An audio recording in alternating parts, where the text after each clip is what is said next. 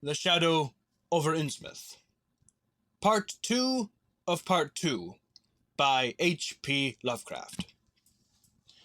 For some reason or other, I chose to make my first inquiries at a chain grocery, whose personnel was not likely to be native to Innsmouth.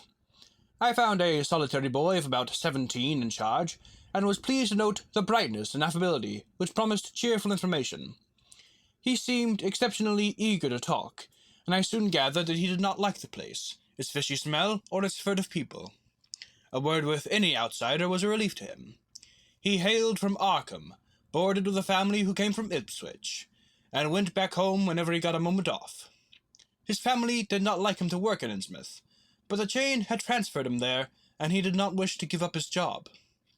There was, he said, no public library or chamber of commerce in Innsmouth, but I could probably find my way about.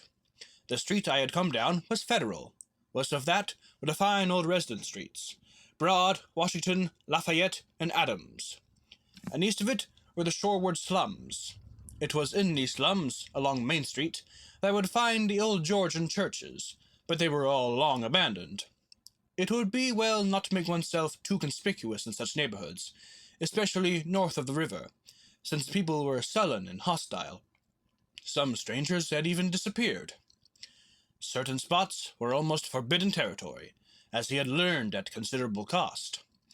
One must not, for example, linger much around the Marsh Refinery, or around any of the still-used churches, or around the pillared order of Dagon Hall at New Church Green.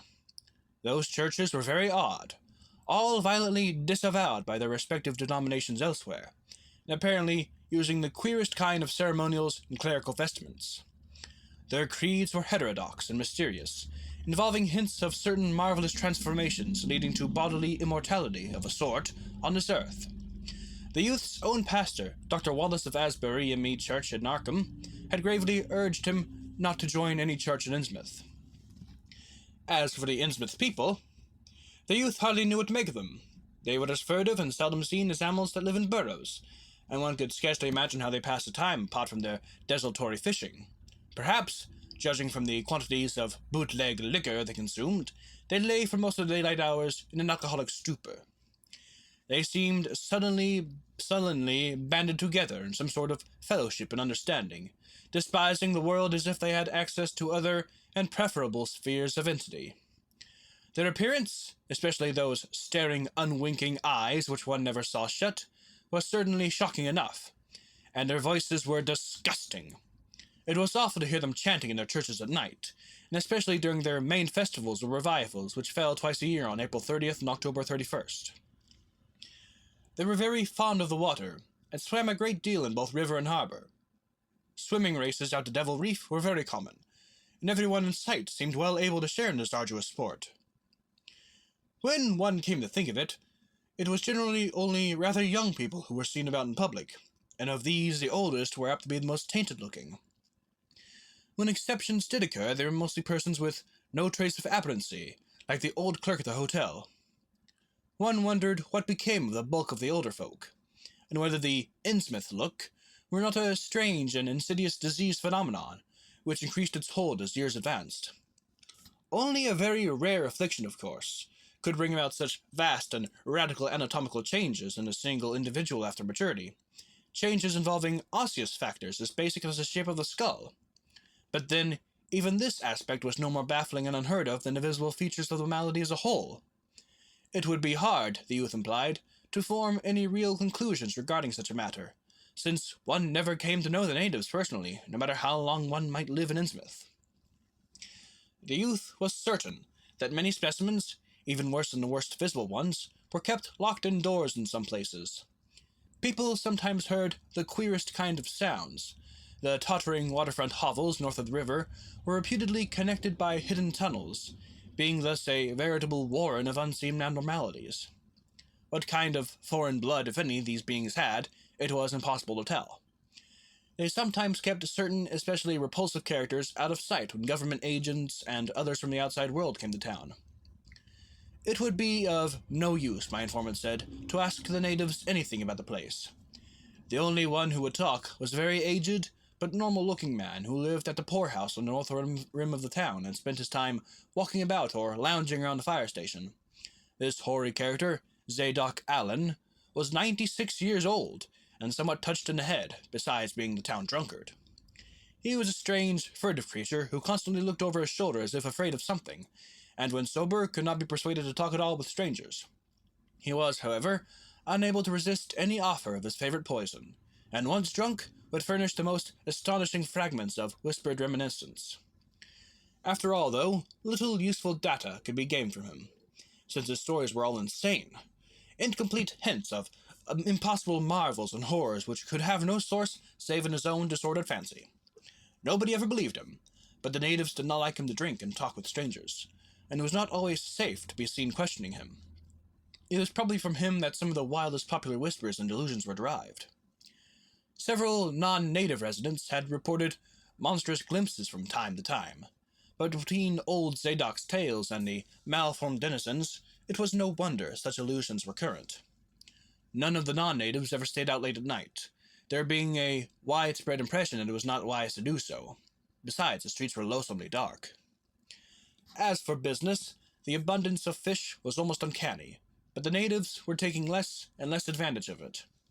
Moreover, prices were falling, and competition was growing. Of course, the town's real business was the refinery, whose commercial office was on the square only a few doors east of where we stood.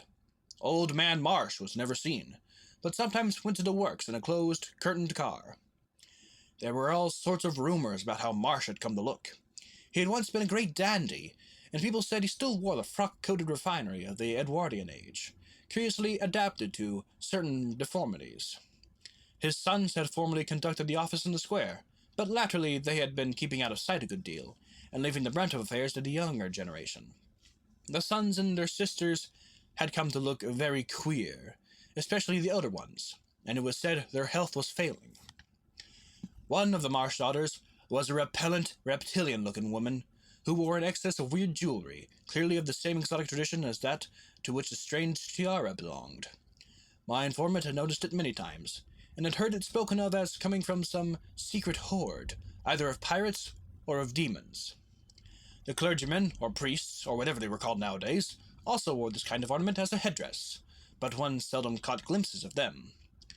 Other specimens the youth had not seen, though many were rumored to exist around Innsmouth. The Marshes, together with the other 3 gently bred families of the town, the Waits, the Gilmans, and the Elliots, were all very retiring. They lived in immense houses along Washington Street, and several were reputed to harbor in concealment certain living kinsfolk whose personal aspect forbade public view, and whose deaths had been reported and recorded. Warning me that many of the street's tie-ins were down, the youth drew for my benefit a rough but ample and painstaking sketch map of the town's salient features. After a moment's study, I felt sure that it would be of great help, and pocketed it with profuse thanks. Disliking the dinginess of the single restaurant I had seen, I bought a fair supply of cheese crackers and ginger wafers to serve as a lunch later on. My program, I decided, would be to thread the principal streets, talk with any non-natives I might encounter, and catch the 8 o'clock coach for Arkham. The town, I could see, formed a significant and exaggerated example of communal decay. But being no sociologist, I will limit my serious observations to the field of architecture. Thus, I began my systematic, though half-bewildered tour of Innsmouth's narrow, shadow-blighted ways. Crossing the bridge and turning towards the roar of the lower falls, I passed close to the Marsh refinery, which seemed oddly free from the noise of industry. This building stood on the steep river bluff near a bridge, and an open confluence of streets which I took to be the earliest civic center, displaced after the Revolution by the present town square. Recrossing the gorge on the Main Street Bridge, I struck a region of utter desertion, which somehow made me shudder. Collapsing huddles of gambrel roofs formed a jagged and fantastic skyline, above which rose the ghoulish, decapitated steeple of an ancient church. Some houses along Main Street were tenanted, but most were tightly boarded up. Down unpaved side streets, I saw the black, gaping windows of deserted hovels, many of which leaned at perilous and incredible angles through the sinking of part of the foundations. Those windows stared so spectrally that it took courage to turn eastward toward the waterfront. Certainly the terror of a deserted house dwells in geometrical rather than arithmetical progression, as houses multiply to form a city of dark, stark desolation.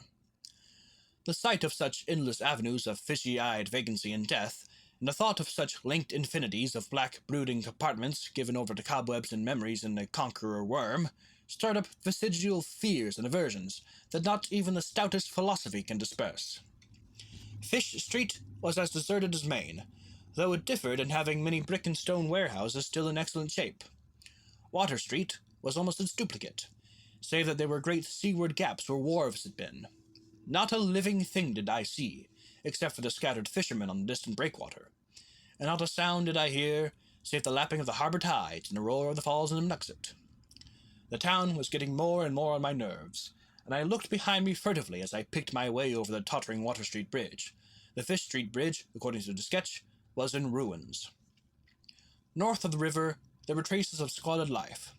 Active fish-packing houses in Water Street, smoking chimneys and patched roofs here and there, occasional sounds from indeterminate sources, and infrequent, shambling forms in the dismal streets and unpaved lanes. But I seemed to find this even more oppressive than the southerly desertion.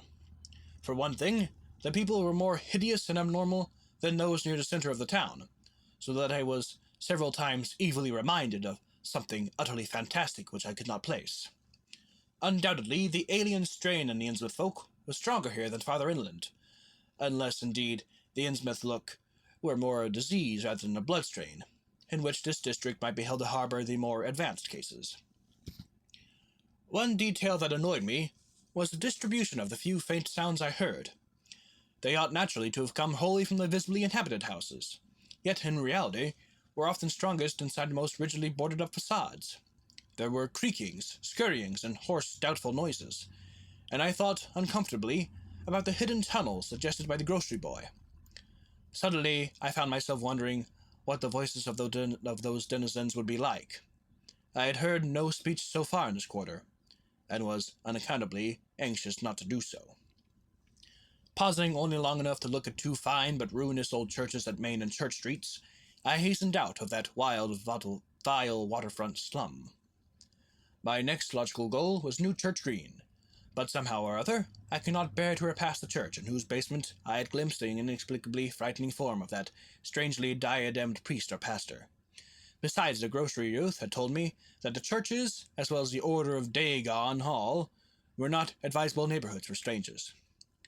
Accordingly, I kept north along Main to Martin, then turning inland, crossing Federal Street safely north of the Green, and entering the decayed patrician neighborhood of Northern Broad, Washington, Lafayette, and Adams Streets.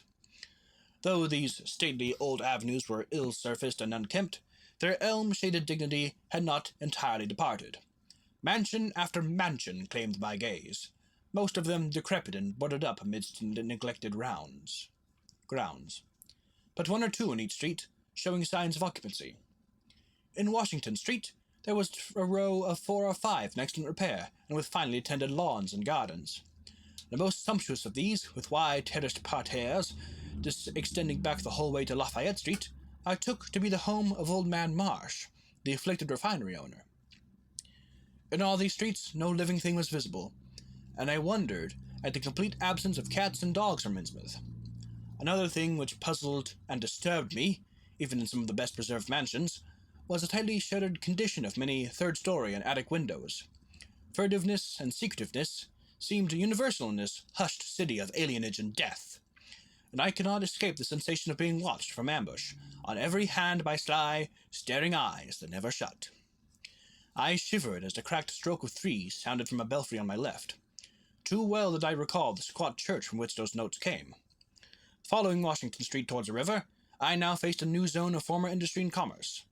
Noting the ruins of a factory ahead, and seeing others with the traces of an old railway station covered railway bridge beyond, up the gorge on my right.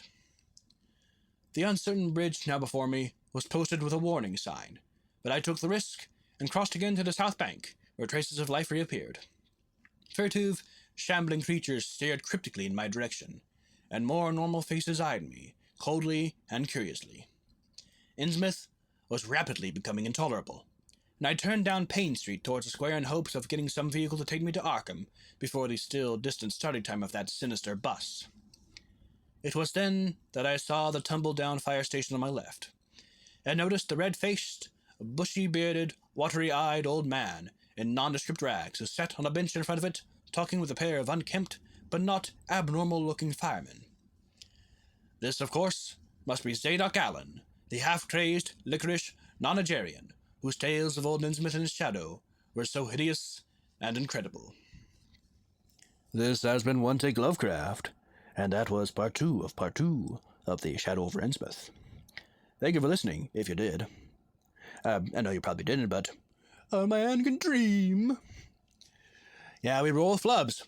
There's always a lot of those. I apparently can't read a single sentence to save my life without stumbling over some word or another, or mispronouncing something, or adding a word that doesn't exist.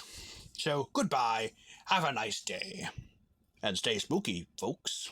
Because this is the month of Halloween, after all, you know, month of Halloween. Halloween, baby, Halloween.